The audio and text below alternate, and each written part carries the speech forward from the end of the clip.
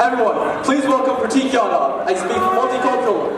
So, Prateek and everyone, Prateek Yadav!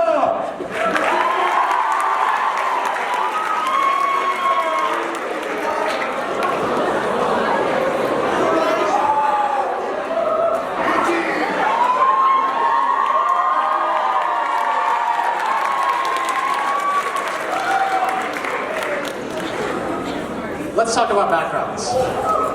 I grew up in South Carolina for the first few years of my life, and I was pretty much the only Indian kid anywhere I went. As one of my friends once described, you're like black, but not black. Whatever that was supposed to mean. I vividly remember some fellow 7-year-old telling me, if you're Indian, where's your bow and arrow? And your feathers? It's easy to say we South Carolinians aren't the brightest. My sister ran into a similar situation in which her friend vouched for her. She's not the type of Indian that wears feathers. She's the type of Indian that wears gems. Trying to say something about money, are we? Now, these are just harmless misunderstandings or generalizations. I mean, we're just kids. But there are some scenarios that are completely uncalled for. My mother is a teacher, and in her first year of teaching, she was told by a student to go back to India. Okay. Clearly, culture can be a little complex.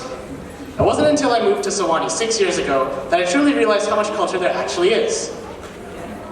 For the first time, I saw other Indians in school, a lot of them. I ran over very excitedly, and I said something in Hindi to them. Hi, hello, kaise ho, kya ho raha hai?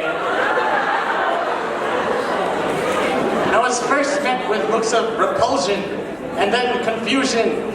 And then finally someone told me, bro, I speak Telugu.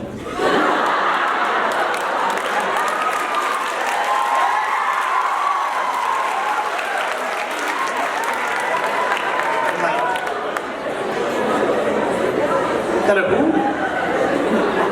There are more Indian languages? This was only the beginning. When I first met one of my good friends, I instantly assumed he was Irish because of his red hair. I don't know if I was expecting him to say, oh, Johnny, let's open a pint of Guinness and eat a sport where they count our gold under the rainbow. A 1, a 2, a 3. What I wasn't expecting him to say was, I'm Puerto Rican and a little bit of French. It was at this moment that I realized that stereotypes and generalizations rated my entire perception of the international community. I needed a slap in the face. And I quite literally got that slap in the face when I mistakenly identified my Colombian friend for a Mexican. The next few years were a learning experience, to say the least. White people actually have countries of origin, as opposed to being, just white. There are, in fact, more Indian languages. And the Chinese, the Koreans, and the Japanese are different. Like, very different. But here's the thing. I never imagined that I would have friends from Colombia, from Cuba, from Cambodia. I didn't even know Cambodia was a country, okay? Never did I imagine that I'd be a complete nerd for ancient Scandinavian and Japanese history alongside my friend from Taiwan. Never did I imagine that I would be serving curry to a Korean friend, who would then beg me for butter chicken for the rest of my life. Never did I imagine that I'd be able to walk into class and have a civil discussion about cricket with my Pakistani classmates.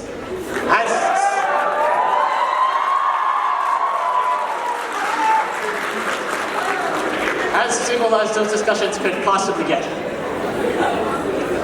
Never did I imagine that I'd meet people from Nigeria, from the Philippines, and from every other corner of the world. And never did I imagine that I'd be attending a school as diverse as Lambert. But at the same time, Lambert is a place where culture changes nothing at all. And it's this beautiful duality of how expansive, meaningful, and important our cultures are, to how they should rightfully have no bearing within a cooperative effort to learn and grow. And I'll be the first to say that I'm not the biggest proponent of Indian culture at all. And I like this school because that's okay. Tonight is the one night that we do look into all of our cultures, to erase our generalizations, to learn as I learn, and grow in a beautiful, culturally accepted way. And I am so glad that my family and I live somewhere so culturally accepted that we aren't told to go back to India. Thank you.